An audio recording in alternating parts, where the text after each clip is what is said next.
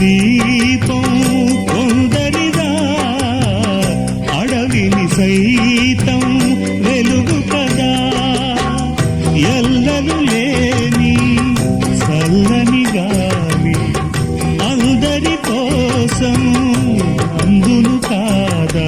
ప్రతి మదిని లేపే ప్రభాత రాగం, పదే పదే చూపే ప్రధాన మార్గం.